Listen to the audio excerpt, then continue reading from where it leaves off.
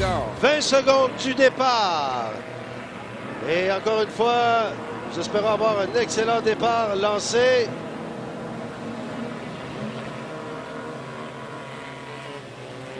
« 7 secondes. Oh, ça sera serré. Attention, il faudra jouer juste.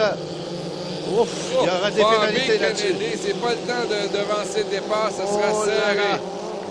Bobby Kennedy, là, il y a quelques départs de devancer, assurément, Denis Bourbonnais. Quoi qu'il en soit, la course est lancée. Et pour l'instant, c'est le même meneur que tantôt, Ken Anderson, Bank on it, le 0-0. Ken Anderson qui, je crois, a réussi son départ. Mais il faudra attendre la décision des officiels. Là, on voit à l'extérieur le numéro 1 Kennedy, Alec Bush et Maheu qui est à l'intérieur. Oh, Maheu qui remonte de belle façon à l'intérieur. Très serré sur les bouées. Et Maheu qui a de bonnes chances là, au virage.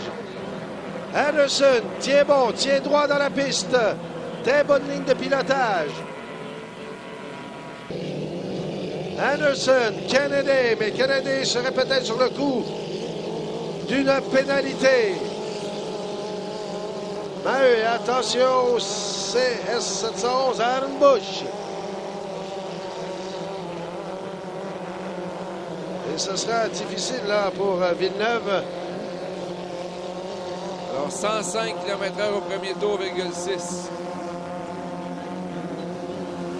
On confirme, Bobby Kennedy a devancé le départ, donc il n'est pas en deuxième. C'est Sylvain Maheu qui occupe la deuxième place. Alors, en raison de la pénalité au numéro 1. Maheu qui devrait quand même se méfier dans une bouche derrière, quoiqu'il a de fortes avances sur ce dernier.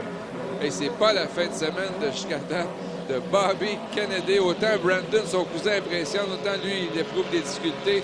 3 courses et 3 pénalités en autant de courses pour Bobby Kennedy. Alors Anderson qui, au premier tour, a fait, oh là là, deuxième tour, lui, 108,93 km/h. Augmente sa vitesse. Évidemment, si on veut être compétitif dans les autres calibres de demain, il faudra atteindre les 110 ou dans ces eaux-là, Denis Bourbonnais. Oui, mais quand même, Anderson là, se rapproche vraiment des meneurs dans l'Atlas en vue de la finale. Alors Anderson, toujours bon premier.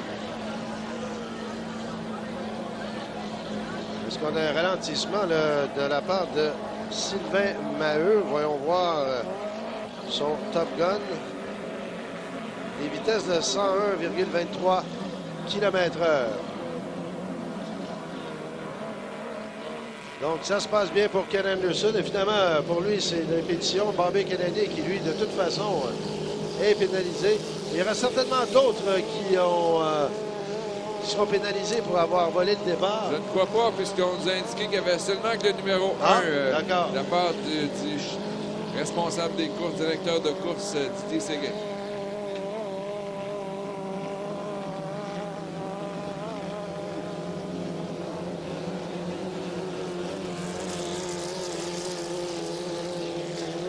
Alors, ça se poursuit. Toujours en avant, Ken Anderson.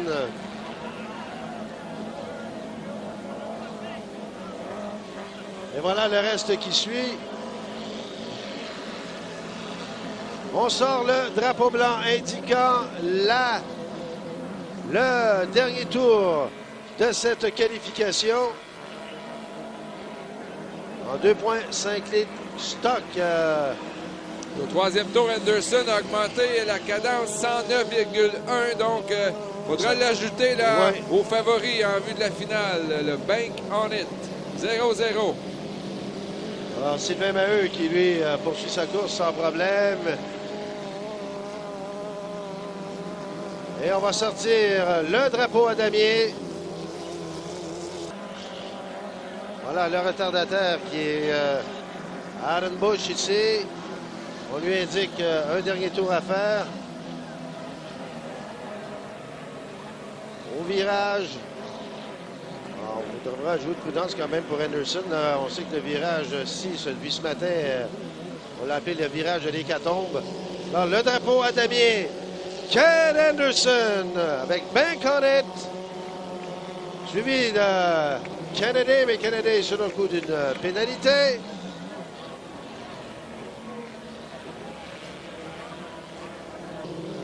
En bonne deuxième place là, pour Sylvain Maheu. Ça va l'aider pour se qualifier en vue de la finale.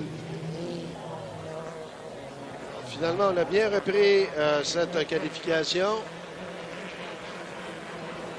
Et c'est Alan Bush qui va suivre en troisième position, suivi de Scott Thompson et de Yves Villeneuve.